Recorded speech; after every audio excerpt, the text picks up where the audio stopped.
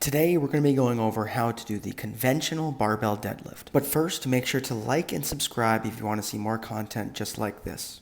We're going to start by getting into the setup position. So from the side view, you'll see that I shift my hips back first, and then I sit back down to grab the bar.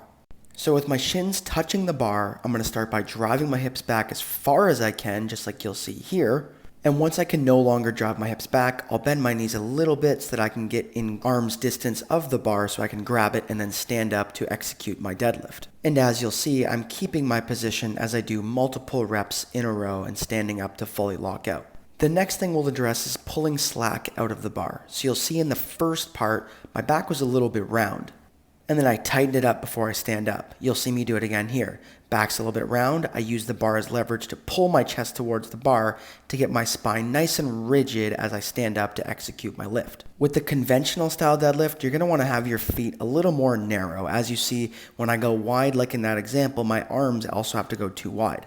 So you want to keep your feet around hip width so that your arms can stay tight to your body to make it a little easier. As you'll see here, if I keep my arms wide, I actually have to sit deeper to get into my deadlift position, which will make it harder. Another grip you can use is the alternate grip, as you'll see here, where one hand is overhand and one hand is underhand. As you get stronger with the deadlift, your grip strength will likely become a limiting factor, and this can be a great solution. Also, do yourself a favor and use some chalk along the way. Lastly, we're going to talk about your lockout. So in this first example, I had a soft lockout, and then you saw me do a hard lockout. A soft lockout is just when your knees and hips aren't fully locked out. To correct this, an easy cue is think of standing up as tall as you can and driving your hips through all the way. As you'll see in this example right here, I stand up nice and tall, my knees and hips are fully locked out, and then in this example, I'm a little bit softer in my lockout position. So as you develop this movement, using that intention can be a great practicing tool along the way.